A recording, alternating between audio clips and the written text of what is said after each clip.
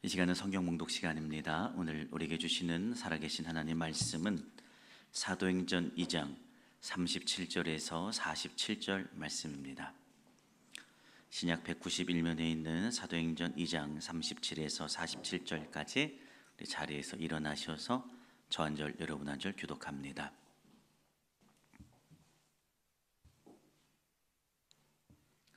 그들이 이 말을 듣고 마음에 찔려 베드로와 다른 사도들에게 물어 이르되, 형제들아, 우리가 어찌할꼬 하거늘.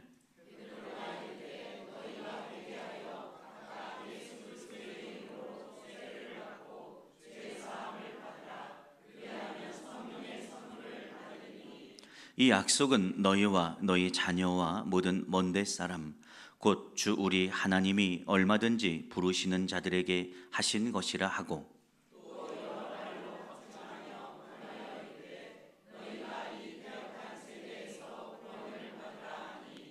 그 말을 받은 사람들은 세례를 받음에 이날에 신도의 수가 3,000이나 더하더라.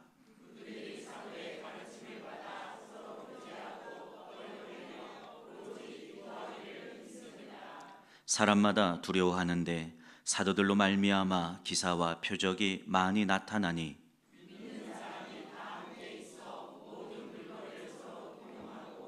또 재산과 소유를 팔아 각 사람의 필요를 따라 나눠주며,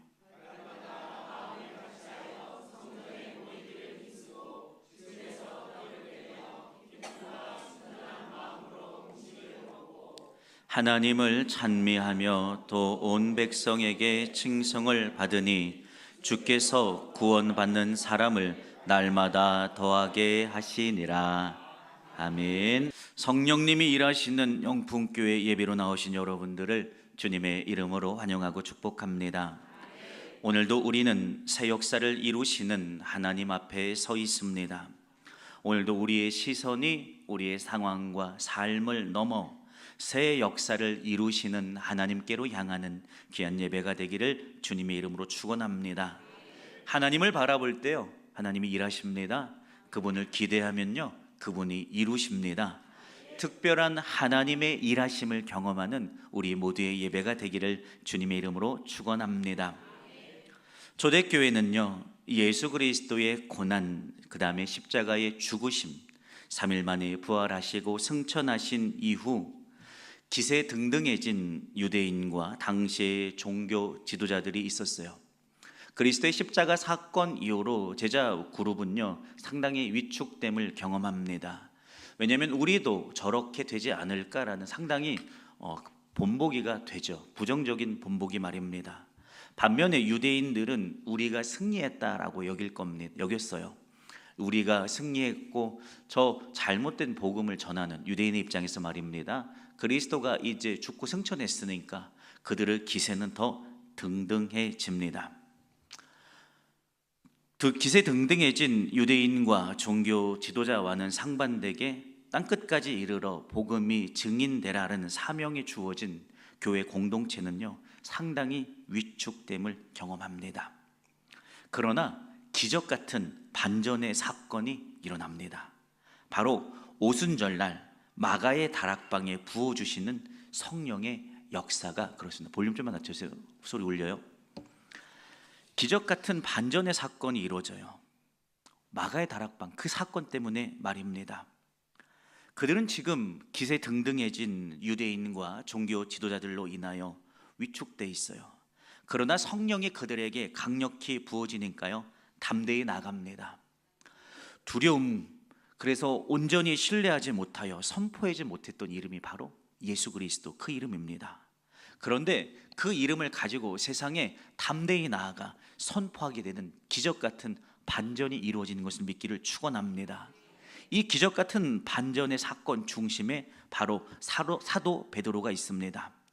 오늘 말씀을 통해 강하게 부으시는 성령의 기름 부으심 앞에 오늘도 저와 여러분이 아멘하는, 그래서 그분의 강한 임재를 경험하는 우리 모두가 되기를 주님의 이름으로 축원합니다.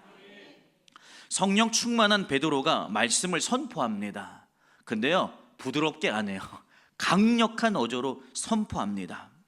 하나님께서 예수 그리스도, 약속된 메시아, 바로 그분이 예수 그리스도인데, 하나님이 약속된 메시아를 너희에게 보냈는데 너희들이 그 메시아를 알아보지 못하고 십자가에 못 박여 죽였다.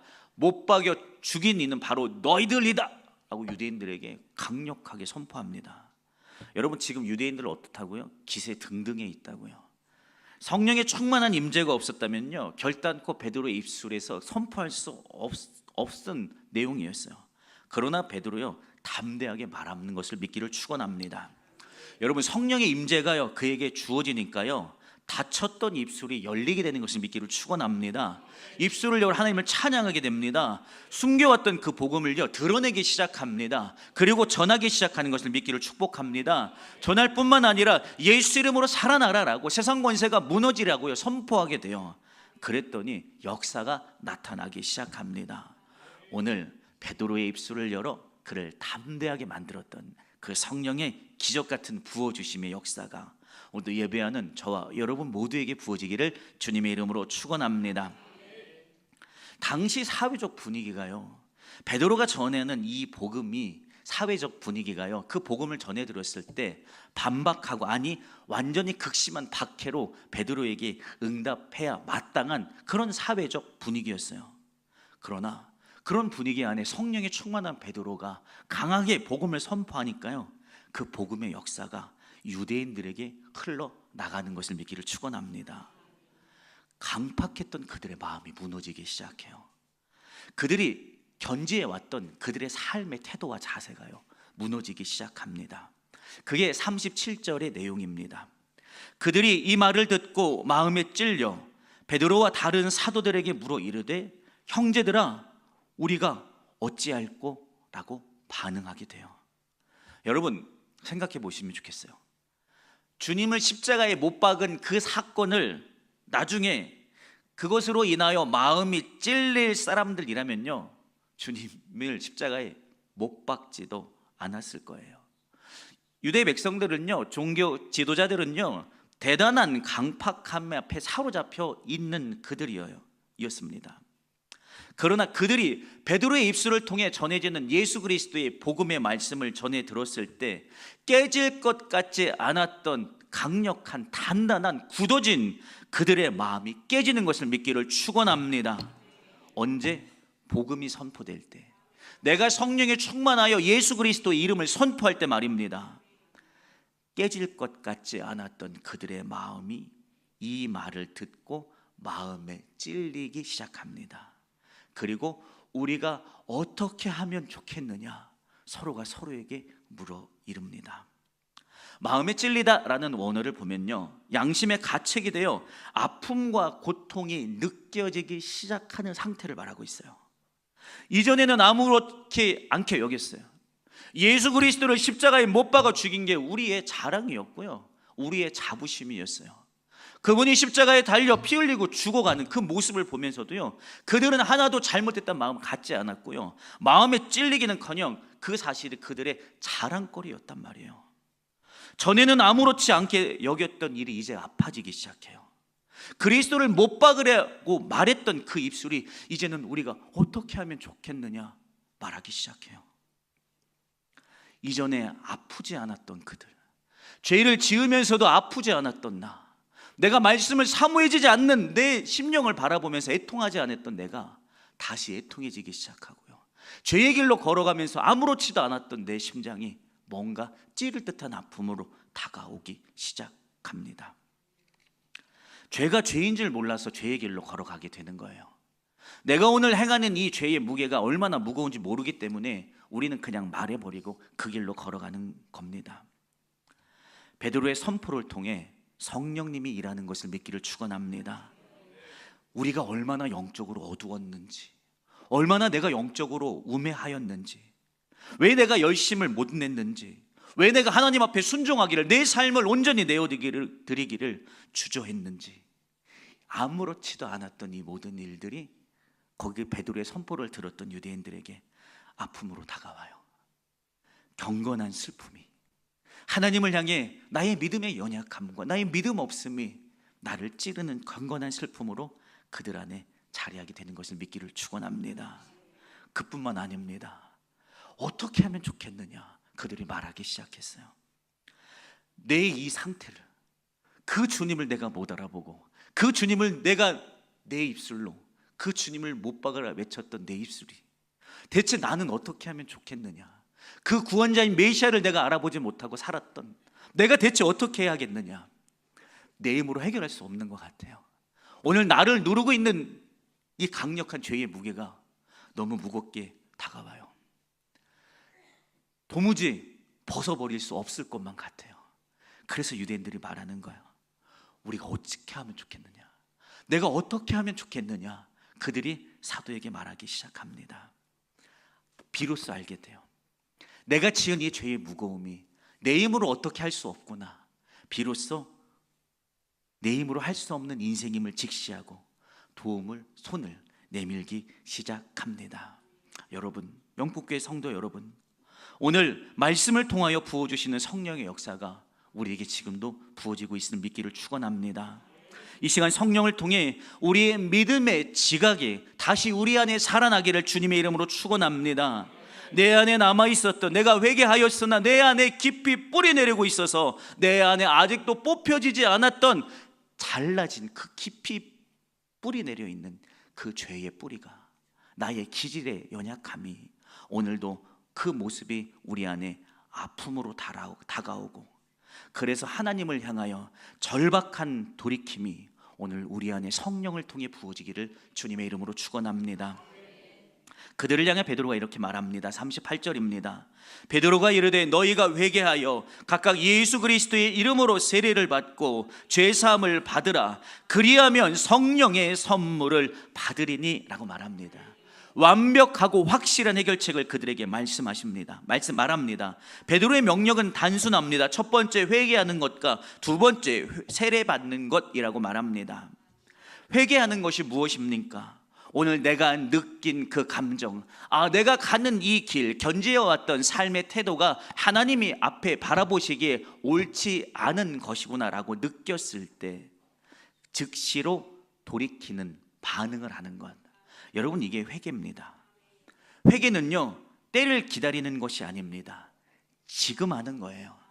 내가 할 만할 때 돌이켜야지, 내가 상황이 나아지면 돌이켜야지가 아니라 내 마음에 부딪혔을 때, 내가 죄인이었구나라고 생각되었을 때 즉시로 나의 죄를 시인하고 주님, 내가 죄인이었음을 고백합니다. 나를 용서하여 주시옵소서 인정하고 시인하여 지금 돌이키는 것, 여러분, 그게 바로 회개인 것을 믿기를 축원합니다.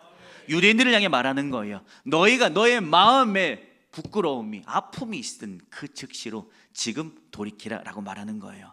그러면서 세례를 받으라 라고 말합니다.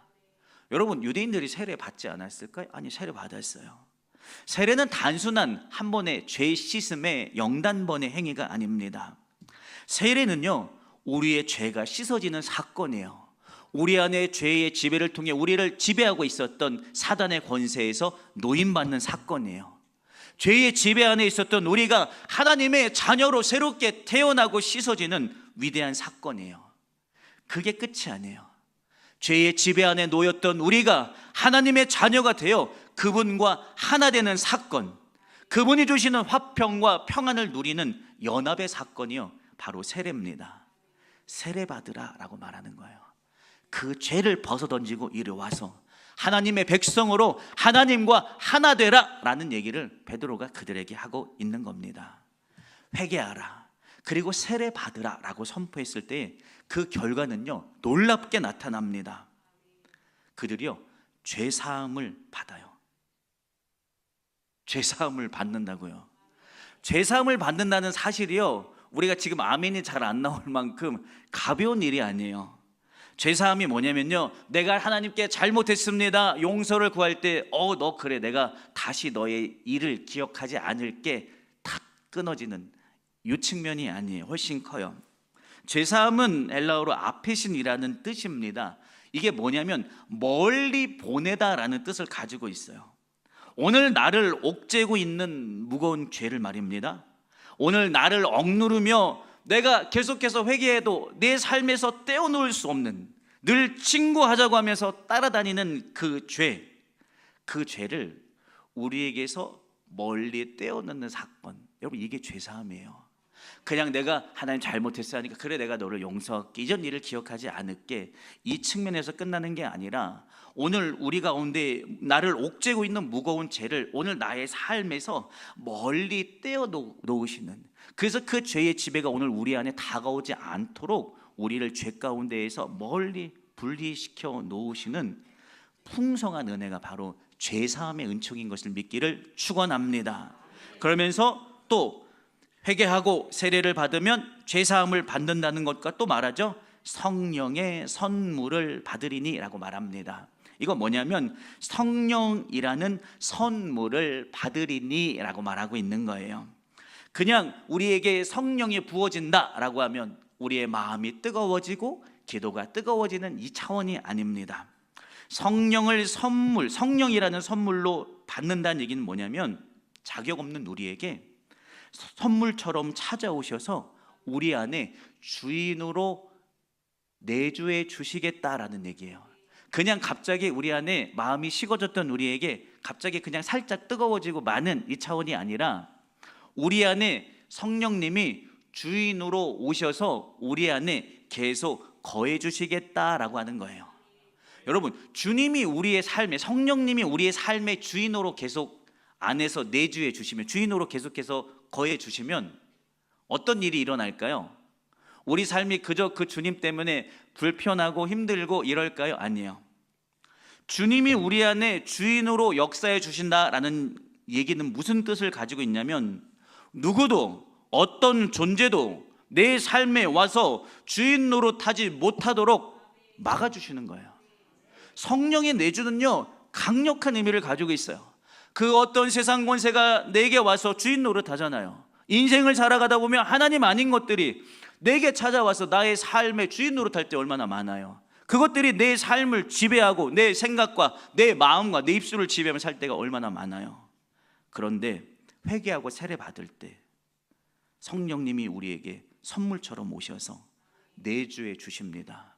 그 어떤 존재도 세상 권세도 나를 지배하지 못하도록 그분이 나의 주인의 자리를 꿰차고 앉아 주셔서 나를 지켜주시고 보호해 주시고 인도해 주시는 것을 믿기를 주님의 이름으로 축원합니다. 오늘도 예배 가운데 성령이 우리 가운데 부어지고 그분이 우리 가운데 주인으로서 내주하시는 은혜가 있기를 주님의 이름으로 축복합니다. 그러면서 39절에 이렇게 말합니다. 베드로가 계속해서 말하는 거예요. 이 약속은 너희와 너희 자녀와 모든 먼데 사람 곧 우리 하나님이 얼마든지 부르시는 자들에게 하신 것이라 라고 말하고 있어요. 베드로는 지금 이 다소 좀 어려운 문장일 수 있는데 이 문장을 통해서 오늘 우리를 향한 하나님의 강력한 의도에 대해서 말해주고 있는 겁니다. 뭐냐면 회개하고 그리스도와 연합하는 세례를 통해서 죄가 사해지고 성령을 선물로 받도록 하나님이 오늘 우리를 계속해서 부르시고 계시다라는 것, 부르고 계시다라고 말씀해 주고 있는 거예요. 즉 하나님이 오늘 의도를 가지고 오늘 저와 여러분을 부르고 있어요. 당신의 은총의 풍성함으로 초청하고 계신 것을 믿기를 축복합니다. 왜? 회개하고 주와 연합하는 세례를 통해 죄가 사해지고 성령을 통해서 주님이 나의 삶의 주인이 되어 주시고자 오늘도 우리를 계속해서 부르심을 믿기를 축원합니다. 오늘도 하나님의 부르심 앞에 아멘 하기를 주님의 이름으로 축원합니다. 우리가 걸어왔던 모든 삶에서 돌이켜 하나님을 향하여 당신이 오늘도 나의 주인임을 고백하기를 축원합니다. 우리의 걸음, 오늘 우리의 인생의 걸음 어디로 향하고 있습니까? 나의 걸음의 끝에 무엇이 있는지 우리는 모른 채로 걸어갈 때가 얼마나 많이 있습니까? 그러나 이 길, 내가 죄가 죄인지도 모르고 내가 말하는 이 말이 얼마나 영적으로 잘못된 것인지도 모르고 했던 우리의 이 순간에서 그 길에서 하나님이 우리를 불러주세요. 우리가 완벽한 모습을 가졌기 때문에 하나님 안에 칭찬받을 만한 신앙을 가졌기 때문에 우리를 부르는 게 아니라 내가 오늘 내 갈 바를 알지 못하고 내가 내 뜻대로 걸어간 이 인생 끝에 죄와 사망의 권세가 있음도 모른 채로 그냥 걸어가는 이 인생 이 길에서 하나님 오늘 우리를 부르세요. 회개하도록 이끌어 주십니다. 돌이킬 때 누구도 주인 노릇하지 못하도록 우리 안에 당신이 오셔서 주인 되어 주십니다. 여러분, 오늘 우리의 예배가 그 하나님 안에 돌이키고 그 성령의 내주하심을 받아들여서 주님이 오늘 내 인생의 주인입니다, 나의 삶의 걸음이고 입술의 걸음이고 나의 걸음의 주인입니다, 여러분 인정하는 예배가 되기를 주님의 이름으로 축원합니다. 그러면서 40절에 이렇게 말합니다. 또 여러 말로 확증하며 권하여 이르되 너희가 이 패역한 세대에서 구원을 받으라 라고 말합니다. 계속해서 강하게 얘기하고 있어요. 패역한이다라는 뜻의 원어를 보면 어떤 뜻이 있냐면 모양이 뒤틀렸거나 굽어진 상태를 패역한이라고 말하고 있어요. 여러분에게 죄는 어떤 의미입니까? 여러분에게 죄라는 건 혹시 어떤 의미를 가지고 있습니까? 저에게 죄는요, 아무리 다리고 물을 뿌려서 펴려고 노력해도 펴지지 않는 깊은 주름 같은 것이에요. 노력하나 그 주름이 깊어서 아무리 펴려고 해도 펴지지 않는 깊은 주름 같은 그런 모습으로 죄가 저희에게 와 있어요. 그러나 펴지지 않는 주름 같은 것 같은 우리의 삶과 우리의 영혼에 성령이 오십니다. 그래서 이전에 나의 연약한, 나의 죄된 모습이 기억나지 않도록 주님이 오늘 우리를 새롭게 고치십니다. 여러분, 그 고치시는 주님의 역사 앞에 아멘 합시다. 나의 죄의 주름의 깊음 안에 사로잡히지 말고 오늘 그것이 언제 주름이 잡혔냐는 듯 말끔하게 고쳐서 펴내시는 그 하나님의 역사하심 앞에 아멘하는 우리 모두가 되기를 주님의 이름으로 축원합니다. 41절, 그 말을 받은 사람들은 어떻게 됐다고요? 받았다고요. 지금 베드로가 강력하게 얘기하는 것에 그를 잡아다가 십자가에 못 박아도 시원찮을 판입니다. 그러나 그가 강력한 언어로 예수 복음을 선포하니까요, 거기 모였던 유대인들, 바꿔 말해볼까요? 예수를 십자가에 못 박은 그들이 그 말씀을 받아요. 그 강팍함이 깨지고요, 그 굳어진 마음이 부드러워져서요, 그 말씀이 그들 안에 받아지게 된 것을 믿기를 축원합니다. 그들이 세례를 받아요. 내가 죄인이었습니다. 내가 예수를 십자가에 못 박은 주역이었습니다. 주동자였습니다. 나의 이 손이, 나의 이 입술이, 나의 이 생각이 주님을 못 박은 자였습니다. 고백해요. 그리고 세례를 받아요. 그날의 신도의 수가 3,000이나 됐어요. 3,000이나 되는 많은 영혼들이 말씀을 받아들였고요, 세례를 받았고요, 그들의 죄를 자백한 것을 믿기를 축원합니다. 뒤틀려 있어요. 그들 안에 하나님의 백성이다라는 사실이 말입니다. 그들 안에 굽어져 있어요. 그들의 믿음이 말입니다. 그러나 그들 안에 뒤틀리고 굽어진 하나님의 소유인 백성 가운데 지금 베드로의 입술을 통해 하나님의 말씀이 살아나는 것을 믿기를 축원합니다. 당신의 백성을 회복시키는 하나님의 기적 같은 부흥이요, 이스라엘 안에서 지금 다시 살아나고 있어요. 다시 부흥케 되고 있는 것을 믿기를 주님의 이름으로 축원합니다. 그래서 좀 앞으로 갈게요. 42절, 그들이 사도의 가르침을 받아 서로 교제하고 떡을 떼며 기도하기를 힘쓰고요, 믿는 사람들이 다 함께 있어 모든 물건을 서로 통용하게 되고요, 또 재산과 소유를 팔아 각 사람의 필요를 따라 나눠주는 일이 나타나게 됩니다. 사실 초대교회의 유무산통의 얘기를 들으면 우리는 뭔가 약간 내 소유를 내놓아야 될 것만 같아서 지레 겁먹고, 초대교회 성령의 역사가 강력한 건 맞지만 그렇게까지라고 생각하는 거부감이 이 본문을 대할 때 우리의 마음에 우리도 모르는 사이에 자리하게 됩니다. 여러분, 그러나 우리는 생각해 봐야 해요. 초대교회 성도들이요, 우리와 다른 생각을 가지고 살아가던 사람들이 아니다라는 거예요. 초대교회 성도들은요, 내 개인 사유된 재산을 위해 사는 사람들이었어요. 욕심 있는 사람들이었고요, 우리가 같은 마음으로 살아가던 사람들이었어요. 그러나 그들이 물건을 서로 나누었어요. 네 거, 내 거가 없어요. 우리의 것이 됐어요. 내 재산과 내 소유의 개념이 깨졌어요. 그래서 내 것을 팔아서 너 부족한 것 같은데 나 이거 좀 많으니까 너 그거 써 하고선 내 재산과 소유를 나눠주게 됐어요. 곧 봐요. 지금 이 얘기하는데 우리 표정이 어두워지고 있다니까요. 우리에게 그렇게 하라고 제가 얘기 안 할 거니까. 자, 그런 현상이 나타났어요. 강력한 성령의 역사가 초대교회 가운데 나타난 것을 믿기를 축복합니다. 왜 이렇게 그들이 바뀌어졌을까요? 우리는 왜 이들의 생각에 근본적인 인간적인 누구나 같이 가질 수 있는 그 가치관과 인간으로서 당연히 가져야 할 그 욕심의 경계가 여러분 왜 허물어지고 있을까요? 성령의 강한 임재가 채우시며 그들의 인간적인 가치관이 변해졌어요. 내 것, 내 소유를 따지는 것은요, 누구나가 살아있으면 갖는 거예요. 애들이, 어린애가 젖될 정도 되면 자기 거 알아요. 그래서 자기 거에 대한 집착을 갖고 포기하기 싫은 마음은 아이들도 다 갖는 마음이에요. 내 것을 따지고 내 소유를 따지는 건 인간이면 누구나가 갖는 기본적인 감정이에요. 이거는 기본적인 감정이에요. 누가 가르쳐주지 않아도 내 거를 소중하게 여기는 마음은요, 인간의 기본적인 감정이라니까요. 근데 성령의 강한 임재가 나타나니까요, 이 인간으로서 갖는 기본적인 감정이 깨져요. 아니, 새롭게 변화되기 시작합니다. 채우고 채워도 갈급한 소유에 대한 욕구, 우리 모두가 다 가지고 있는 거 아니에요? 더 갖고 싶은 마음, 더 누리고 싶은 마음, 우리 모두가 다 가지고 있다니까요. 그런데 그 욕구가 그들에게 중요하지 않게 됐어요.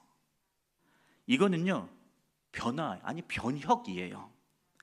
내 소유가 중요하게 생각되는 그 마음보다 저 사람이 가지지 못하여 갖는 어려움이 더 크게 소중함으로 내 마음에 다가와졌어요. 왜 이럴까요? 왜 내 것을 추구하는 마음이 이들에게 사라졌을까요? 왜 내 것을 추구하는 열심이 저 사람이 없음을 채워주는 열심으로 바뀌어지게 됐을까요? 갑자기 미쳤을까요? 아니에요. 강력한 채워짐이 그들에게 임재했어요. 그들의 마음의 채워짐, 물질로도 채워질 수 없는 그들의 인생에 충만한 채워짐이 그들에게 임했어요. 성령을 통해 초대교회는요, 화학 반응이 일어나요. 전혀 다른 물질로 그들은 새롭게 바뀌어진 것을 믿기를 축복합니다. 내가 조금 은혜 받아서 조금 바뀌어지고, 나 이제 나를 위해 살았으니까 조금 나누며 살아야지, 살짝 바뀐 게 아니라 전혀 다른 차원의 신앙인들로 세워진 것을 믿기를 축복합니다. 왜? 성령이 충만한 채워짐이 그들에게 있어요. 내가 넘쳐요. 그래서 이걸 나누고 싶어요. 있는 것으로 말입니다. 내가 저를 위해 봉사했으면 그걸 하게 되고, 내가 물질이 조금 여유가 있게 되면 그것을 가지고도, 없는 것 가지고도 나누는 마음이 생겨요. 왜 생기게 됐나를 우린 본문을 통해 봐야 되는 거예요. 내가 어떻게 저렇게 하지가 아니라 왜 그들이 나누게 됐나라는 것을 봐야 돼요. 나를 채우는 넘치는 충만이 나를 압도하고 있어요. 성령이 나를 지배하고 있어요. 그래서 내가 자연스럽게 그 일들을 행하게 된 것을 믿기를 주님의 이름으로 축원합니다. 그뿐만 아닙니다. 46절입니다. 날마다 마음을 같이하여 성전에 모이기를 힘씁니다. 집에서 떡을 뗍니다. 기쁨과 순전한 마음으로 서로가 음식을 먹기 시작합니다. 날마다 마음이 같이 돼요. 날마다 늘 같은 마음이에요. 무엇을 하든 어디에 있든지요, 늘 마음이 하나 된 마음입니다. 또 모이는 것이 즐거워요. 기뻐요. 감사가 넘쳐요. 그래서 함께 떡을 떼면서 서로 교제하게 됩니다. 요즘 우리 교회 안에 보이는 모습이 이 모습이 보여요. 어제도 목양실에서 열심히 주일을 준비하고 있었어요. 근데 전사님이 불러서 가니까 식당으로 저를 인도해 줬어요. 직접 싸온 김밥이 준비되어 있어서 김밥을 함께 떼어 먹었어요. 얼마나 행복했는지 몰라요. 그러면서 서로가 준비한 이는 준비해서 행복해서 만들어 왔어요. 준비해서 행복했어요. 함께 나눠서 행복했어요. 모여서 예배할 때마다요, 여러분들의 말씀을 받는 여러분들의 모습을 보면 세상 행복한 표정이에요. 피곤한 표정이 없어요. 아멘은 안 하시면 안 되는데 피곤한 표정이 없고요, 행복한 표정이에요. 늘 그래요. 그 주일 예배가 조금 덜하긴 한데 모든 예배 때 말씀을 향한 사모함이 있고요, 기쁨으로 말씀을 받는다니까요. 누가 스트리밍을 들으면 아닌 줄 알겠습니다. 말씀을 받는 성도들의 모습이요, 그래서 단 것을 먹는 그 마음이 느껴져요. 왜 그래요? 성령이 그들을 지배해요. 그들의 생각의 경계가 무너져요. 감정의 경계가 무너져요. 예수 그리스도의 복음과 은혜 안으로 하나 돼요. 그러니까 내가 저분과 함께 모여서 함께 있는 게 기쁨이요, 차를 마시는 게 함께 기쁨이라니까요. 떡을 떼는 게 감사가 돼서 한 마음으로 이 일들을 계속하게 됩니다. 또 거기서 멈추지 않아요. 43절에 사람마다 두려웠는데 사도들로 말미암아 기사와 표적이 나타나고요, 그들이 모일 때마다 하나님을 찬미합니다. 또 그 찬미하는 모습이 백성들이 볼 때 칭송받을 만한 모습으로 바뀌어져요. 그래서 주께서 구원을 받는 사람을 날마다 초대교회 공동체에게 더하게 되는 것으로 나타나요. 성령의 역사가 강력하게 일어나니까 두 가지 결과가 나타나요. 백성들에게 칭송을 받아요. 초대교인들이 말입니다. 믿지 않는 자들에게 칭송을 받아요.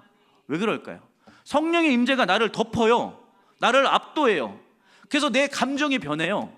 내 삶이 변해요. 움켜졌던 내 삶이 세상을 향해 열리게 돼요. 나를 위해 움켜졌던 게 세상을 향해 팔을 펴서 서로가 서로를 안아주게 돼요. 포용하고 받아줘요. 나의 아픔을 말하면 나도 힘들어 이게 아니라 그랬어? 그 아픔을 내가 받아줘요. 서로가 위로가 돼요.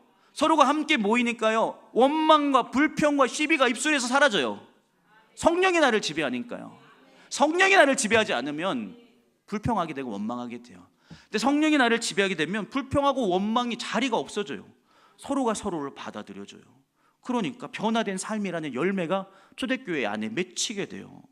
그러니까 백성들이 저 사람도 이상해, 모여서 서로 교제할 때 세상 행복한 표정이야.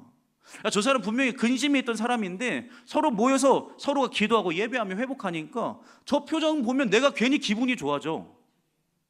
침을 뱉고 싶은데 침을 못 뱉겠어. 기쁜 마음으로 반해. 그래서 예수 믿는 사람들 다른 것 같아. 저들에게 이상하게 나도 따라하고 싶고 갖고 싶은, 그냥 웃는 게 아닌 것 같아.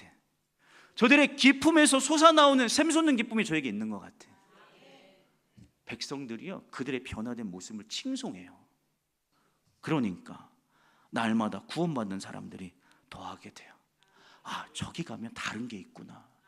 저기 가면 달라. 나도 기뻐질 수 있을 것만 같아. 근심이 떠나갈 것만 같아. 모든 문제가 해결될 것 같고 해소되어지지 않는 나의 마음의 짐이 놓아질 것 같아. 그래서 찾아오니까 구원받는 사람이 날마다 더하게 됨의 열매로 귀결됩니다. 결론의 말씀을 드립니다. 사랑하는 영풍교회 성도 여러분, 우리는 성령의 일하심을 믿고 그분의 일하심을 입술로 시인하고 찬양하며 더 충만한 은혜를 사모하는 영풍교회입니다. 우리에게 시작된 성령의 강권적인 역사는요, 더 풍성하게 흘러 세상에 강물되어 흘러갈 것을 믿기를 축원합니다.